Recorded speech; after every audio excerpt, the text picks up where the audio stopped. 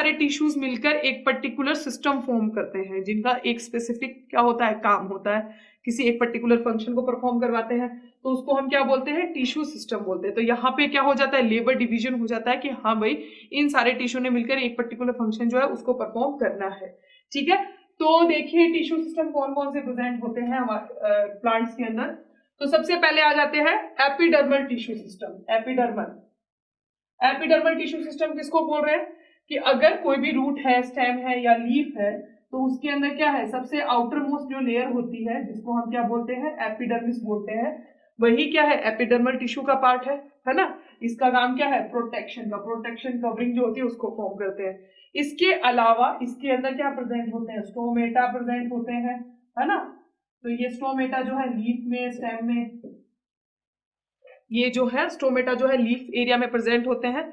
तो ये जो है कुछ ये इनका मेन फंक्शन क्या है, ऑक्सीजन एंड कार्बन डाइऑक्साइड जो है उनका हमें बोल देते हैं कि एक्सचेंज का काम होता है, और ट्रांसपिरेशन भी इसी के थ्रू थोड़ा बहुत होता ही है। तो ये जो है स्टोमेटा भी इसी का पोर्शन है। ये एपिडर्मिस जो होती है, इस पे लेयर प्रेजेंट होती है क्यूटिकल की, थिक वैक्सी लेयर होती है, जिसकी वजह से ट्रांसपिरेशन रेट कम हो जाती है।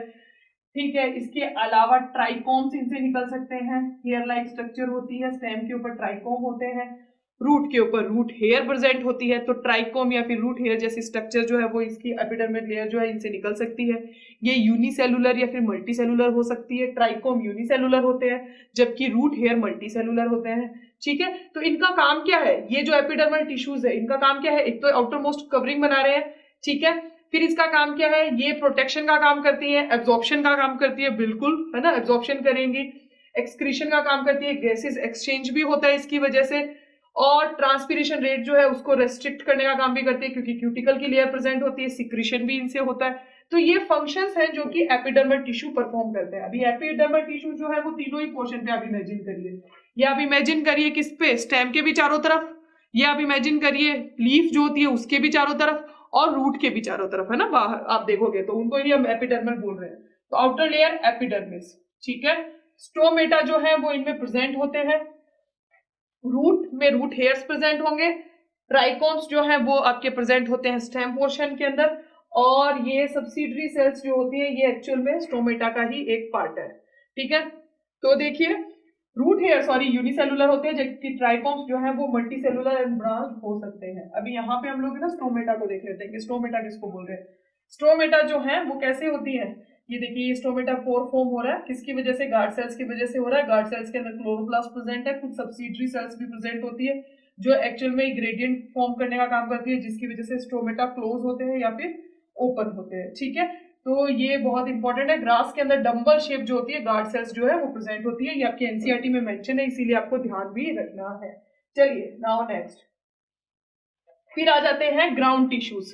ग्राउंड टिश्यूज हम किसको बोल रहे हैं, ग्राउंड टिश्यू हम बोल रहे हैं एपिडर्मिस को आप छोड़ दीजिए और वैस्कुलर बंडल को आप छोड़ दीजिए, उसके अलावा, है ना, अगर मैं बताऊं तो ये बाहर वाली लेयर हो गई एपिडर्मिस, और अगर मैं बता देती हूँ कि हाँ भाई ये जाइलम एंड फ्लोएम है, तो इसके बीच में ये जितने भी यहाँ तक इस पोर्शन में, अगर ये राउंड में ऐसा लेते हैं तो ये जो पूरे पोर्शन में जितने भी टिश्यूज बच जाते हैं उसको हम क्या बोलते हैं, ग्राउंड टिश्यूज बोलते हैं। अब ग्राउंड टिश्यूज जो होती है वो क्या क्या फॉर्म, उनमें कौन कौन सी चीजें आती है, एक तो उसके अंदर आता है कॉर्टेक्स रीजन आता है कि नहीं, ठीक है।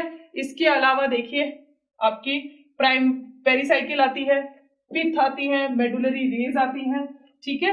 तो ये वो एरिया है जो किसका पोर्शन है, आपके ग्राउंड टिश्यूज जो है उसको फॉर्म करते हैं।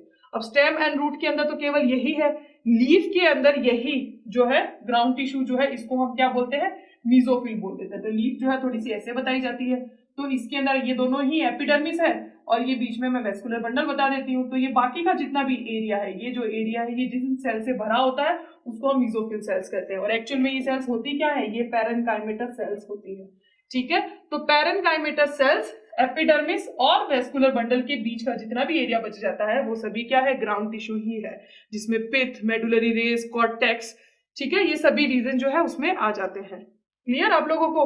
तो चलिए अभी नेक्स्ट देखते हैं, ये थोड़ा और क्लियर आपको हो जाएगा जब हम लोग रूट, स्टेम और लीफ के इंटरनल स्ट्रक्चर करेंगे। Now vascular bundle, vascular bundle, xylem and phloem को हम वेस्कुलर बंडल में काउंट कर रहे हैं। वेस्कुलर बंडल जो है वो कैसे हो सकते हैं? वेस्कुलर बंडल देखिए, एक तो कंडीशन क्या हो सकती है कि रेडियल हो सकते हैं, जैसे कि इस डायग्राम में आप देखिए जाइलम अलग है, फ्लोएम अलग है, अलग अलग रेडियस पे प्रेजेंट है। ये इस रेडियस पे है फ्लोएम, फिर ये जाइलम इस रेडियस पे, अलग अलग रेडियस पे प्रेजेंट है, तो इसको हम बोलते हैं रेडियल वेस्कुलर बंडल। किसमें प्रेजेंट होते हैं? ये रूट के अंदर प्रेजेंट होते हैं, तो रूट के अंदर ऐसी कंडीशन है। जबकि स्टेम में और लीफ में अगर आप देखोगे तो कॉन्जॉइंट कंडीशन होती है। कॉन्जॉइंट कंडीशन इसको बोलते हैं जब जाइलम एंड फ्लोएम एक ही रेडियस पे आ जाते हैं। अगर मैं ये पूरा टीएस सेक्शन को कट करके बताऊं तो ये एक ही रेडियस पे आ गए हैं, इस वजह से इसको हम कॉन्जॉइंट बोलते हैं। कॉन्जॉइंट के भी हमारे पास में दो टाइप है, ओपन एंड क्लोज। क्लोज तो उसको बोलेंगे जिनके अंदर कैम्बियम प्रेजेंट नहीं होती, यानी सेकेंडरी ग्रोथ के लिए क्या हो गए, क्लोज हो गए, ये सेकेंडरी ग्रोथ इनके अंदर नहीं होती। तो मोनोकोट्स के अंदर close type of vascular bundle होते हैं, कौन से? कॉन्जॉइंट। जबकि ओपन टाइप हमें देखने को मिलते हैं जिनमें कैम्बियम प्रेजेंट होती है, जिनमें सेकेंडरी ग्रोथ हो सकती है, वो किसमें हमें प्रेजेंट मिलेंगे? डाइकॉट के अंदर। डाइकॉट के अंदर सेकेंडरी ग्रोथ होती है, ठीक है, क्लियर। तो ओपन एंड क्लोज दो तरह के क्या हो सकते हैं, वेस्कुलर बंडल होते हैं। रेडियल एंड कॉन्जॉइंट पहले दो टाइप हुए, ये अलग अलग रेडियस पे, ये एक ही रेडियस पे जाइलम एंड फ्लोएम। फिर इसके दो टाइप है, ओपन एंड क्लोज। चार्ट थोड़ा सा लॉन्ग है, इसको मैं जो है बता सकती हूँ, ये इसके अंदर के दोनों टाइप है, ठीक है। तो ये इस तरह से वेस्कुलर बंडल इनके अंदर प्रेजेंट होते हैं। चलिए नाउ अब हम लोग देखेंगे एनाटॉमी। तो जितनी भी टिश्यूज हैं, यानी कि कौन कौन से, epidermal tissue, ground tissue and vascular tissue, तीनों की पिक्चर और थोड़ी क्लियर हो जाएगी। पहले बात करते हैं डाइकोट रूट की। रूट के बारे में बात करें कि रूट किस तरह की होती है, डाइकोट रूट। तो देखिए ये डाइकोट रूट का एनसीईआरटी के अंदर दिया गया डायग्राम है, क्लियर इमेज इसी से बना लीजिए। सबसे आउटर मोस्ट लेयर ये क्या है, रूट है। तो रूट के अंदर सबसे आउटर मोस्ट लेयर है, इसको हम क्या बोल रहे हैं, ये है आपकी एपिब्लेमा, जिससे निकल रहे हैं क्या, रूट हेयर। रूट हेयर इन्हीं से निकलते हैं। रूट हेयर कैसे होते हैं, यूनिसेलुलर होते हैं, यूनिसेल, एक सिंगल सेल ने ही रूट हेयर को बनाया है, ठीक है। तो सिंगल सेल इनसे क्या निकलते हैं, आपके रूट हेयर निकलते हैं। उसके बाद में आ जाता है कॉर्टेक्स रीजन। कॉर्टेक्स रीजन देखोगे तो सिंपल पैरेन्काइमेटस टिश्यू जो है वो इसमें प्रेजेंट है। इसके बाद में देखिए यहाँ पे प्रेजेंट है एंडोडर्मिस, ये है एंडोडर्मिस। तो ये देखिए एंडोडर्मिस पूरी की पूरी, है ना। अभी एंडोडर्मिस जो होती है इसके अंदर अगर हम लोग देखेंगे तो इसके अंदर वैक्सी मटीरियल, सुबेरिन का डिपोजिशन रहता है, जिसको हम क्या बोलते हैं, कैस्पेरियन स्ट्रिप बोलते हैं। तो इनके अंदर कहीं कहीं पर क्या होता है, सुबेरिन का डिपोजिशन मिलता है, जिनको हम क्या बोलते हैं, कैस्पेरियन स्ट्रिप्स बोलते हैं। तो इनमें कैस्पेरियन स्ट्रिप्स प्रेजेंट होती है। फिर इसके नीचे देखिए एक और लाइनिंग प्रेजेंट है, जिसको हम बोल रहे हैं पेरिसाइकिल। ये पेरिसाइकिल जो है क्या फॉर्म करती है, इनसे लेटरल रूट्स निकलती है, ठीक है ना। तो लेटरल रूट किससे फॉर्म होती है, रूट हेयर किससे फॉर्म होते हैं, रूट हेयर एपिडर्मिस से ही निकलते हैं, लेटरल रूट्स जो है वो पेरिसाइकिल से निकलती है। क्लियर रखिए इस बात को। इसके अलावा हमने रूट की जब बात करी थी तो हमने क्या बोला था कि यहाँ पे वेस्कुलर बंडल कैसे होते हैं, रेडियल होते हैं, अलग अलग रेडियस पे प्रेजेंट है। जाइलम अलग है और आपका फ्लोएम जो है वो अलग कंडीशन पे होता है, ठीक है। तो ये आपका जाइलम है, ठीक है, ये आपका फ्लोएम एरिया है। तो जाइलम एंड फ्लोएम जो है वो अलग अलग क्या है, रेडियस के ऊपर जो है वो प्रेजेंट रहते हैं।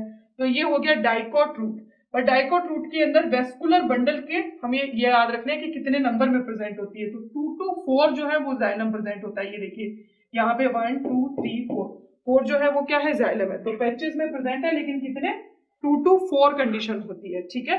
तो यहाँ पे ये याद रखना है। तो रेडियल है, 2 to 4 जाइलम एंड फ्लोएम के पैचेस है, और रूट है, तो इस वजह से हम यहाँ क्या बोल रहे हैं, सेकेंडरी ग्रोथ नहीं हो रही है।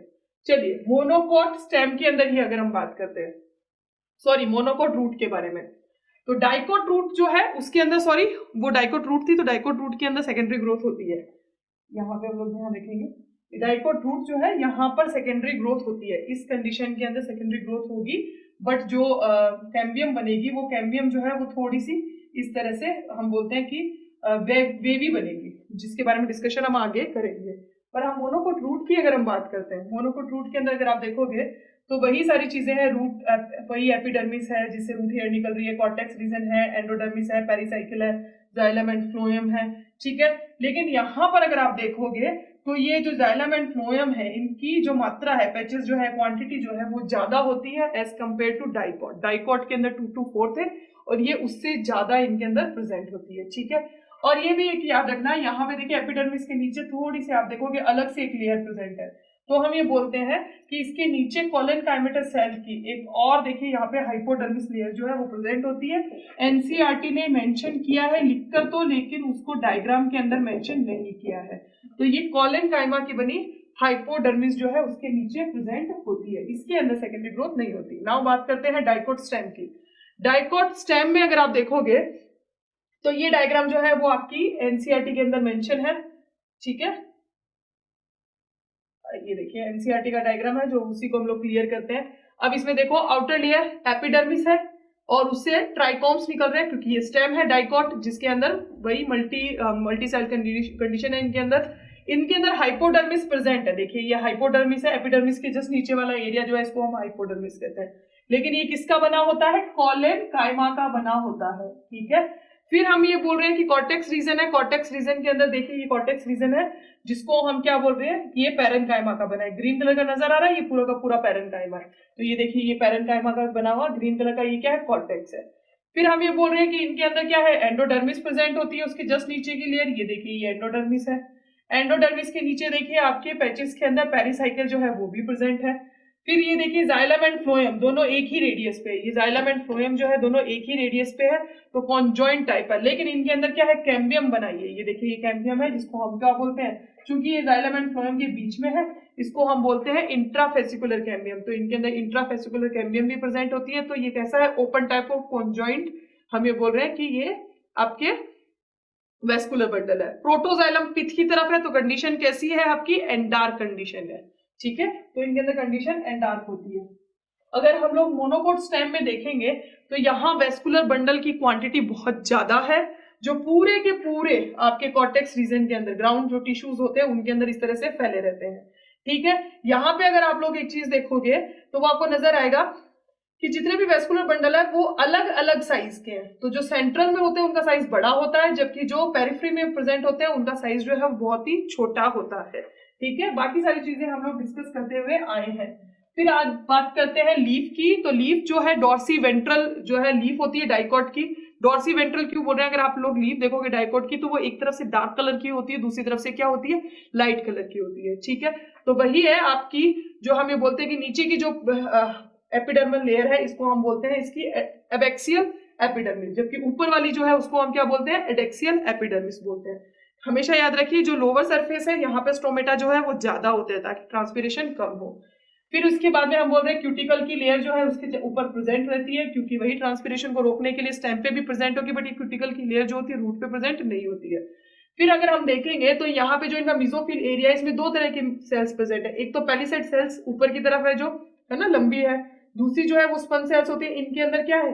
एयर कैविटी जो है वो प्रेजेंट रहती है। देखिए एयर जो कैविटी है वो प्रेजेंट है, तो इनको स्पंजी मिजोफिल बोलते हैं, इनको पेलिसेड मिजोफिल बोलते हैं। फिर देखिए ये जाइलम एंड फ्लोएम जो है ये बंडल शीट एक और लेयर जो होती है जो स्पेशली लीफ के अंदर ही प्रेजेंट होती है उससे ये कवर्ड रहती है। स्ट्रोमेटा जो है वो आपके लोअर सरफेस पे है ज्यादातर, और देखिए ये जिस कैविटी में ओपन हो रहे हैं उसको बोलते हैं सब स्ट्रोमेटल कैविटी। तो ये हो गया लीफ। मोनोकोट लीफ के अंदर अगर देखेंगे तो इस तरह से कोई डिफरेंशिएशन नहीं मिलेगा। मिजोफिल पूरा का पूरा एक जैसा ही है, कोई पेलिसेड एंड हम ये बोल रहे हैं कि स्पॉन्जी में कोई डिफरेंशिएशन नहीं है इसमें। वही आपकी इसके अंदर अगर आप इसको इस लीफ को हम क्या बोलते हैं? आइसोबाइलेटरल बोलते हैं क्योंकि ये पूरी एक ही जैसी है दोनों तरफ से अगर हम देखेंगे। पर ये इसकी एडेक्सियल सरफेस है, ये एपेक्सियल सरफेस है।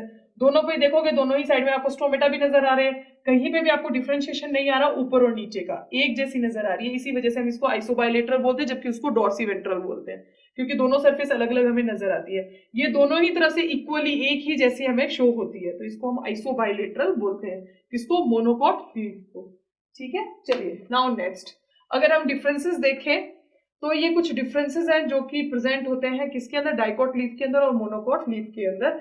तो वही है सारे के सारे कि अपर सरफेस कैसा होता है। अगर हम लोग बात करेंगे डॉर्सीवेंट्रल के अंदर तो इसका जो अपर सरफेस होता है वो सनलाइट के कांटेक्ट में रहता है, जबकि लोअर सरफेस जो होता है वो सनलाइट के कांटेक्ट के अंदर इतना नहीं रहता है, ठीक है। इसी वजह से क्या होगा? सनलाइट के कांटेक्ट में जो ज्यादा रहेगा वो डार्क होगा, जो सनलाइट के कांटेक्ट में नहीं रहेगा वो लाइट होगा।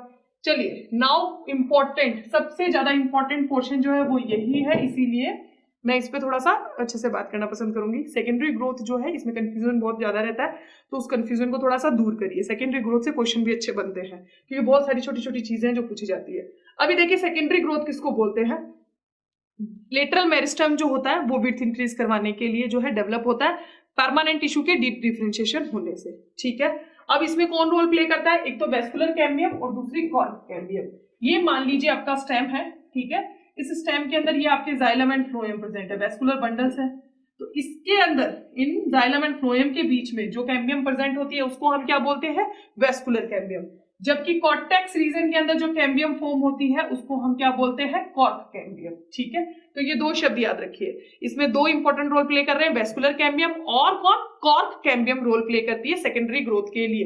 वेस्कुलर कैम्बियम किसको बोल रहे हैं, वो मेरिस्टेमेटिक लेयर जो कि यहाँ प्रेजेंट है, जो कटिंग करती है, मतलब कि सेल डिवीजन करती है और secondary xylem and secondary phloem बनाती है, जाइलम अंदर की तरफ, फ्लोएम बाहर की तरफ। ठीक है, तो उनको हम क्या बोल रहे हैं, वेस्कुलर कैम्बियम बोल रहे हैं। अब इसमें भी दो चीजें आती है, एक तो आती है इंट्राफेसिकुलर और एक आती है इंटरफेसिकुलर, इनके बीच में, जिसकी वजह से एक रिंग फॉर्म हो जाती है और इस रिंग को ही हम क्या बोल रहे हैं, वेस्कुलर कैम्बियम।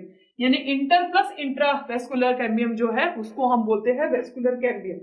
ठीक है, चलिए now next, formation of cambium ring कैसे फॉर्म होती है, भाई वही है आपकी, ये आपके जाइलम फ्लोएम के बीच में जो प्रेजेंट है वो है आपकी कौन सी, इंट्राफोसिकुलर कैम्बियम। जबकि दो जाइलम एंड फ्लोएम यानी कि दो आपके वेस्कुलर बंडल के बीच में जो न्यूली फॉर्म्ड होगी है आपकी, जो मेडुलरी रेस के बीच में, मेडुलरी रेस की जो सेल्स हैं जो परमानेंट है, उनके डी डिफरेंशिएशन होने से बनती है, उसको हम क्या बोलते हैं, इंटरफेसिकुलर कैम्बियम। और ये आपस में एक रिंग की तरह इस तरह से जुड़ जाती है, जिसको हम क्या बोल रहे हैं यहाँ पे, वेस्कुलर कैम्बियम बोल रहे हैं। ये अंदर की तरफ जाइलम बनाएगी और बाहर की तरफ फ्लोएम बनाएगी। तो कंटिन्यू ये बार बार में क्या करती जाएंगी, ग्रोथ शो करती जाएंगी, डिवीजन करेंगी और डिवीजन करते करते क्या होगा, अंदर की तरफ तो जो है जाइलम जो है आपका प्राइमरी जाइलम वो अंदर की तरफ पीठ की तरफ क्या है, धंसता जाएगा और धीरे धीरे क्या होता जाएगा, हम ये बोल देते हैं कि उसकी सेल्स जो है वो डेड होती जाएंगी। जबकि बाहर की तरफ आपका क्या है, सेकेंडरी जाइलम बनता रहेगा। इसी तरीके से सेकेंडरी फ्लोएम जो है वो कॉर्टेक्स को बाकी सबको क्या करेगा, पेरिफ्री की तरफ धकेल देगा। तो ये जो है सेकेंडरी ग्रोथ होती जा रही है और सेकेंडरी ग्रोथ की वजह से क्या हो रही है, विड्थ जो है वो इंक्रीज होती रहती है। तो कैम्बियम रिंग जो है वो आपकी secondary xylem and secondary phloem को फॉर्म करने का काम करती है। ठीक है, अभी देखिए कुछ तरह कई स्पेशल टाइप ऑफ वुड जो है वो फॉर्म होती है। ये वुड के बारे में क्लियर कट लिखा है आपके एनसीईआरटी में, क्वेश्चन भी पूछा जाता है। स्प्रिंग वुड किसको बोलते हैं और ऑटम वुड किसको बोलते हैं। देखिए स्प्रिंग सीजन के अंदर क्या होता है, क्योंकि अवेलेबिलिटी हम बोलते हैं कि वाटर की, मिनरल की, न्यूट्रिशन की बहुत ज्यादा होती है, तो उस टाइम के अंदर जाइलम जो होता है ना वो बहुत ज्यादा एक्टिव होता है। तो हम ये बोलते हैं कि जो नया जाइलम बनता है ना उसकी वेसल्स बहुत ही ज्यादा वाइड होती है, ज्यादा वाइड होगी तो वो ज्यादा वाटर को क्या करेगी, एब्जॉर्ब करेगी और न्यूट्रिशन उतना ही ज्यादा प्लांट के अंदर आएगा, राइट। तो ये हम बोल रहे हैं कि ये वो वुड है, ये वो जाइलम है जो कि बहुत ज्यादा एक्टिव होता है, बहुत ज्यादा क्वांटिटी में बन रहा होता है और इसकी ल्यूमेन जो होती है वेसल्स की वो बहुत ज्यादा वाइड होती है। तो ऐसी वुड को हम क्या बोलते हैं, स्प्रिंग वुड बोलते हैं। इस क्या बोलेंगे, स्प्रिंग वुड। दूसरी आती है ऑटम वुड। ऑटम के उस टाइम पे क्या होता है कि स्प्रिंग वुड के बाद उस टाइम पे थोड़ी सी हम ये बोलते थे वाटर भी कम है और मिनरल न्यूट्रिशन जो होता है रूट के अंदर उसकी भी अवेलेबिलिटी क्या होती है, थोड़ी कम होती है। इस वजह से जो नया बनता है जाइलम वो थोड़ा सा क्या होता है, लेस एक्टिव होता है और उनकी भी वेसल्स की ल्यूमेन क्या होती है, थोड़ी सी नैरो होती है। तो बहुत ज्यादा कॉम्पैक्टली अरेंज जो होता है ना जाइलम बनता है। ये जबकि थोड़ी सी, क्योंकि ल्यूमेन बहुत बड़ी बड़ी है, तो आप ये मान लीजिए, थोड़ा इमेजिन कर लीजिए, इस तरह से सोच लीजिए कि जाइलम बन रहा है, मैं आपको इमेजिन करवा रही हूँ बस कि वाइड है उनकी। अब ऑटम वाली जो है वो बनेगी तो उनका जाइलम जो है वो थोड़ा सा नैरो होगा, थोड़ा सा कॉम्पैक्ट होगा। इस तरह से नैरो वेसल्स वाला जो है जाइलम इस तरह से बनेगा। तो इसको तो हम क्या बोलेंगे, स्प्रिंग वुड, और इसको हम क्या बोलेंगे, ऑटम वुड। अब आपको पता है ये वेस्कुलर कैम्बियम है जो अंदर की तरफ जाइलम बना रही है। इसने क्या किया, पहले बनाया आपका स्प्रिंग सीजन के अंदर स्प्रिंग वुड बनाई, देन आपकी क्या बनाई, आपकी ऑटम वुड बनाई। फिर सीजन तो क्या है, अल्टरनेशन जो है चलते रहते हैं। देन फिर क्या आया, स्प्रिंग आया, तो फिर उसने क्या किया, वाइड जो है वो वाइड ल्यूमेन वाली जो है जाइलम बना दिया। बहुत ज्यादा क्वांटिटी में भी बनाया इसने, है ना, ये बहुत ज्यादा क्वांटिटी में चलो बना लिया। देन क्या हुआ, ऑटम आया। ऑटम आया तो छोटी छोटी ल्यूमेन वाला जो है वो वेसल्स और ट्रैकिट्स वगैरह ये सब बन रही है, जाइलम बहुत ही कॉम्पैक्टली अरेंज है। तो आप देखेंगे क्या, स्प्रिंग वुड जो होती है वो थोड़ी सी लाइट कलर की होती है, जबकि ऑटम वुड जो होती है वो कैसी होती है, थोड़ी डार्क कलर की होती है। और आप जानते हैं कि एक पूरा साल जब निकलेगा तो उसके अंदर क्या होगा, स्प्रिंग एंड ऑटम जो है ये जो सीजन्स है वो इसी तरीके से अल्टरनेशन में आएंगे, बिल्कुल। तो दो लगातार इस तरह से बनने वाले लाइट और डार्क बैंड को, इसको हम क्या बोलते हैं, एनुअल रिंग बोलते हैं, जो किसकी वजह से फॉर्म हो रहे हैं, स्प्रिंग वुड और ऑटम वुड की वजह से फॉर्म हो रहे हैं। ठीक है, इसको हम अर्ली वुड बोलते हैं और इसको हम लेट वुड भी बोल सकते हैं।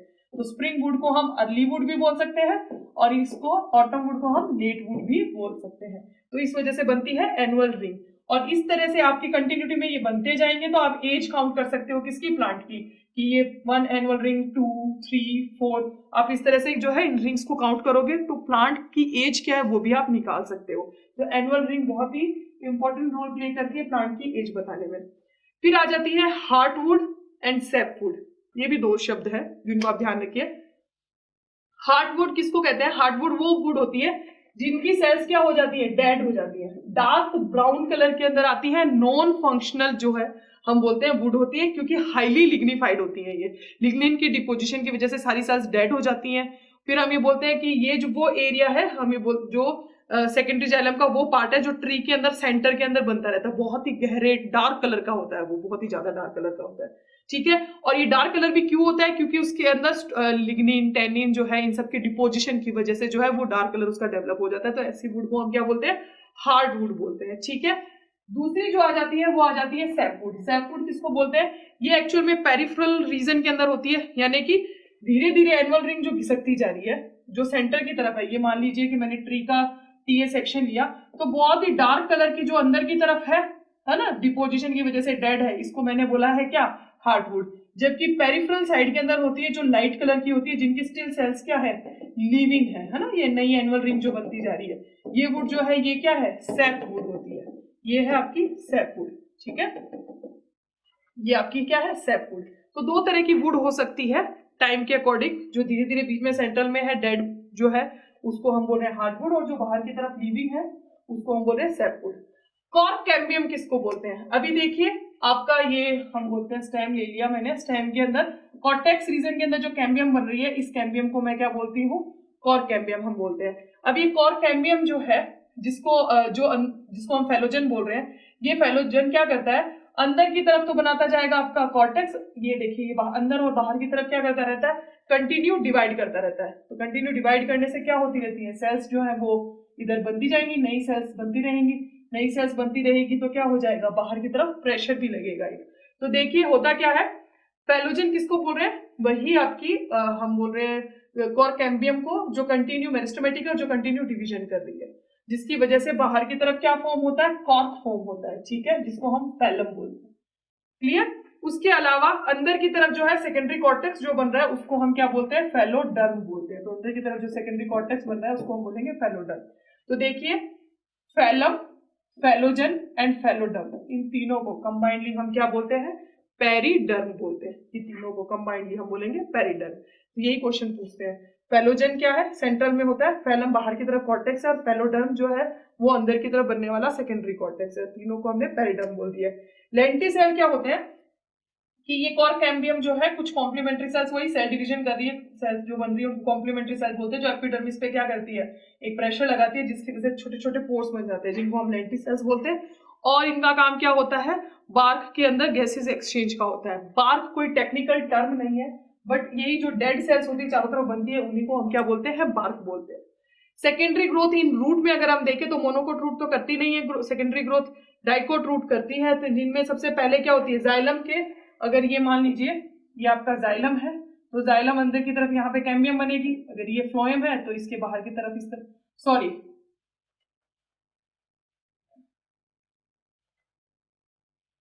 ये आपका जाइलम है, ठीक है, ये आपका फ्लोएम है। ठीक है, तो फ्लोएम यहाँ पे होगा क्या, अंदर की तरफ जाइलम बनेगा और बाहर की तरफ फ्लोएम बनेगा, यही तो कंडीशन होती है, ये जाइलम है, ये अंदर की तरफ और ये बाहर की तरफ यहाँ पे फ्लोएम बनाएगा। तो इस तरीके से अगर ये मैंने बना दिए जाइलम, तो ये कुछ इस फ्लोएम, ये इस तरीके से अंडुलेटेड जो है वो बनेगी आपकी क्या, वेस्कुलर कैम्बियम। धीरे धीरे अंदर की तरफ जाइलम बनाती रहेगी, बाहर की तरफ फ्लोएम बनाती जाएगी, तो ये रिंग जैसी स्ट्रक्चर डेवलप हो जाएगी। और ये कंटिन्यू अंदर की तरफ क्या बनाती रहेगी, सेकेंडरी जाइलम, बाहर की तरफ सेकेंडरी फ्लोएम बनाती रहेगी। सेकेंडरी जाइलम जो होता है वो ज्यादा डेवलप होता है as compare to secondary phloem. तो इनकी वजह से क्या होती है, एनुअल रिंग्स फॉर्म हो जाती है अंदर की तरफ, जैसे कि हम लोगों ने स्टेम में पढ़ा, वैसे ही रूट के अंदर भी होता है। तो ये है secondary growth in dicot root. Dicot root जो होती है वो सेकेंडरी ग्रोथ शो करती है। लीफ जो होती है चाहे वो मोनोकोट हो चाहे डाइकोट हो, वो सेकेंडरी ग्रोथ शो नहीं करती। चलिए ये तो कॉमन सेंस की बात भी हो गई। तो एनाटॉमी में इतना ही है, छोटा सा पोर्शन है, मेरे ख्याल से आप लोगों को क्लियर हो गया होगा। और कुछ डाउट्स हो तो वो आप लोग आपके क्लियर हो जाएंगे, आप लोग कमेंट सेक्शन में लिखिए, और जो भी हम लोग आगे फ्यूचर में लाइव क्लासेस लेंगे उनमें भी आपके क्लियर हो जाएंगे। ये आपके कुछ फॉलोअप क्वेश्चंस हैं जिनको आपको स्क्रीनशॉट लेना है और उनके आंसर मुझे बताने हैं, ताकि मुझे क्लियर हो कि आपको कितना चैप्टर समझ में आया। ठीक है, तो ले लीजिए फटाफट से स्क्रीनशॉट। क्वेश्चन कुछ इसी तरीके से दिए गए हैं जैसे पूछे जाते हैं कि कई बार तो क्या होता है डायरेक्टली क्वेश्चंस पूछ लेते हैं, और कई बार जो होता है वो मैच द कॉलम के अकॉर्डिंग जो है पूछ लेते हैं, तो कई बार करेक्टली मैच जो होता है उसी के लिए पूछ लेते हैं। और कुछ डायग्रामेटिक क्वेश्चन भी पूछे जाते हैं, तो मैं कोशिश करती हूँ कि हर बार कोई ना कोई डायग्रामेटिक क्वेश्चन जरूर आप लोगों से पूछूं, ताकि एनसीईआरटी के डायग्राम्स आपको क्लियर हो। तो ये है कुछ क्वेश्चंस और जिनका आपको स्क्रीनशॉट लेना है और मुझे आंसर बताना है किसमें, कमेंट सेक्शन के अंदर आके। तो आज के लिए एनाटॉमी में इतना ही। एनाटॉमी बहुत छोटा सा टॉपिक है जिसके अंदर चीजें बहुत ही आसान है, बहुत मुश्किल टॉपिक ये नहीं है। और धीरे धीरे हम ये बोल रहे हैं कि मेरे ख्याल से पढ़ते पढ़ते मजा भी आ रहा होगा, तो क्वेश्चन सॉल्व करना और भी आसान हो गया होगा। तो आज के लिए इतना ही, फिर मिलेंगे नेक्स्ट डे नेक्स्ट टॉपिक के साथ में। Bye bye.